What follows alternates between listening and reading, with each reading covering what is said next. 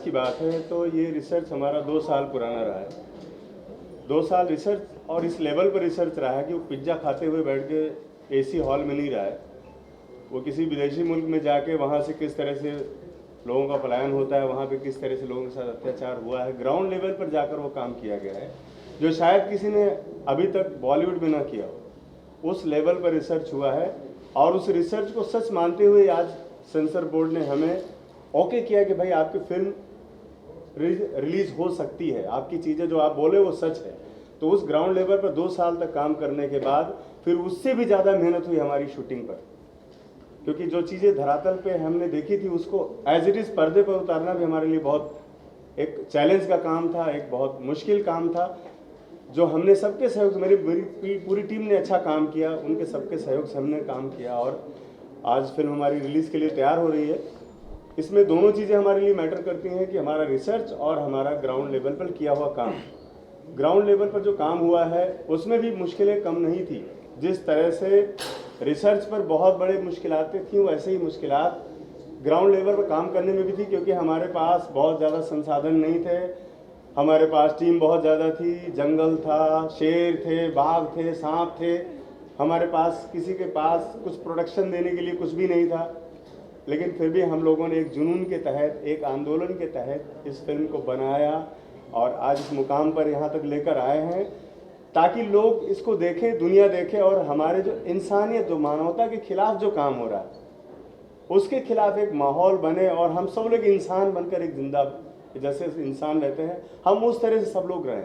ये चाहे बंगाल में हो रहा हो, चाहे यूपी में हो, चाहे कश्मीर में हो। हम किसी पर्टिकुलर किसी स्टेट की बात नहीं करते हैं, किसी राजनीति की बात नहीं करते हैं। हमारा जो नज़रिया है फिल्म बनाने का वो बेसिक फैक्ट है। ये कोई प्रोपोगंडा नहीं है कि आपने प्रोपोगंडा फिल्म बना दी। अगर इसको प्रोपोगंडा फिल्म बोलते हैं सच बोलने वाली फिल्मों को, तो मुझे लगता है सारी फिल्में ऐसी ही बननी चाहिए, प्रोपोगंडा फिल्में ही बननी चाहिए, क्योंकि हम सच बोल रहे हैं। हमने बंगाल के उस दर्द को सिर्फ 1% दिखाने की कोशिश कर पाए हैं, क्योंकि 100% किसी फिल्मकार की हैसियत नहीं कि उस फिल्म को, उस दर्द को समेट सके जो आज 80 सालों से वहाँ पर हो रहा है। आज़ादी के पहले से लेकर अभी तक जो चीज़ें बंगाल जो दर्द झेल रहा है, पंजाब से भी ज़्यादा दर्द बंगाल ने झेला है। और पंजाब में तो आज बहुत स्टेबिलिटी हो गई है, लेकिन बंगाल आज भी हमारा बहुत डिस्टर्ब है। क्यों है? क्योंकि वहाँ पर सिर्फ वोट बैंक की राजनीति है। वोट बैंक के लिए वहाँ पर कुछ भी किया जा रहा है। आप सोचिए कि संदेश खाली का मुद्दा मैंने सबसे पहले इस फिल्म के माध्यम से 2 साल पहले उठाया और उसके बाद ही हम सब लोगों पर FIR दर्ज हो गई वहाँ पर। उस वक्त मीडिया ने बोला ये प्रोपोगंडा है, आपने कैसे कह दिया। जब वही चीज़ निकल कर आज सामने आई आप लोगों के सामने, पूरी दुनिया ने देखा, पूरी दुनिया थूक रही है, सब कुछ कर रही है, लेकिन वही मुद्दा मैंने फिल्म के माध्यम से जब उठाया था उस वक्त सरकार ने हम सबको जेल में डालने की कोशिश की और आज भी हम लोग इस चीज़ से जूझ रहे हैं। लीगल मामलों में आज भी हमारी फिल्म जूझ रही है, लेकिन फिर भी सेंसर बोर्ड और इनकी सबकी दया रहेगी तो अगले महीने तक हम लोग फिल्म को रिलीज़ करने की स्थिति में आ पाएंगे। लेकिन सेंसर बोर्ड की नीयति अच्छी नहीं लग रही है मुझे, जिसमें बैठे हुए वामपंथी लोग अभी भी हैं जो इस फिल्म को रोकने की कोशिश कर रहे हैं, जिसकी वजह से आप लोग यहाँ पर हम लोग मौजूद हुए। आज 3 महीने से हमारी फिल्म सेंसर बोर्ड में जमा होने के बाद, सारे कट जमा करने के बाद भी सेंसर बोर्ड के सर्टिफिकेट का इंतजार कर रही है। अब आप बताइए कौन सा कानून है, ये कौन सा लॉ है जो आप सब कुछ सबमिट करने के बाद भी हमें सर्टिफिकेट नहीं दे रहे और रीजन भी नहीं बता रहे हो कि हम किस वजह से आपकी फिल्म को सर्टिफिकेट नहीं दे रहे। ये क्या तरीका है आपका? लाखों करोड़ों रुपए का पैसा लगा हुआ है, मान सम्मान इज्जत लगी हुई है सब लोगों की, करोड़ों रुपए खर्च हुआ है। इसका जवाबदार कौन है? कौन सेंसर बोर्ड इसका जवाबदार है? कौन लेगा इसकी जवाबदेही जब हमारी फिल्म सही समय पर रिलीज नहीं हो पा रही? आज हम 3 महीने लेट हो चुके हैं इस फिल्म को लेकर के। आज हम यहाँ पर मौजूद हैं, ये दर्द है। एक देश के लिए, हम समाज के लिए काम कर रहे हैं। उस समाज के काम में अगर हमारे साथ इस तरह से मिसबिहेव हो रहा है, हम सही समय पर नहीं आ पा रहे, हमारी चीजें सही समय पर नहीं आ रही, इसका दोषी कौन है?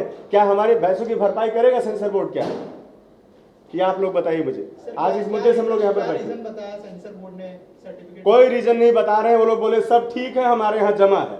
अरे जमा है तो दो, सर्टिफिकेट दो। हम 1.5 महीने से चिल्ला रहे हैं कि हमें सर्टिफिकेट दो भैया, फिल्म रिलीज करनी है। बाद में हमारे पास जब कोई नहीं बचेगा तो हम कहाँ से फिल्म को लेकर के आएंगे मार्केट में? जाहिर सी बात, इसके पीछे पाकिस्तान और सारे लोग काम कर रहे हैं जो हमारे फिल्म के अगेंस्ट में है, जो हमारे देश के अगेंस्ट में है, जो मानवता के अगेंस्ट में है। इंसानियत के लिए हमने अगर फिल्म बनाई है, अगर इसके अगेंस्ट में कोई जा रहा है तो जाहिर सी बात है कि वो हमारे देश के खिलाफ है, वो चाहे सेंसर बोर्ड ही क्यों ना हो। आज सरकार इतना अच्छा काम कर रही है, लेकिन सरकार को भी जरूरत है कि ऐसे लोगों को चिन्हित करने के लिए कि जो राष्ट्रवादी फिल्मों को, जो सच बोलने का मादा उठाए आज 70 सालों के बाद, ऐसी फिल्मों को बाहर आने के लिए कौन रोक रहा है, कौन ऐसी ताकत है जो रोक रही है, उस पर भी ध्यान देने की जरूरत है। और वही आवाज उठाने के लिए आज हम सारे लोग यहाँ पर इकट्ठा हुए। आपने शुरुआत की ना कि कैसे आपने रिसर्च किया। जी हाँ, जैसे आप रिसर्च एक सर सेंटर में बैठे बड़ा कोई इशू नहीं।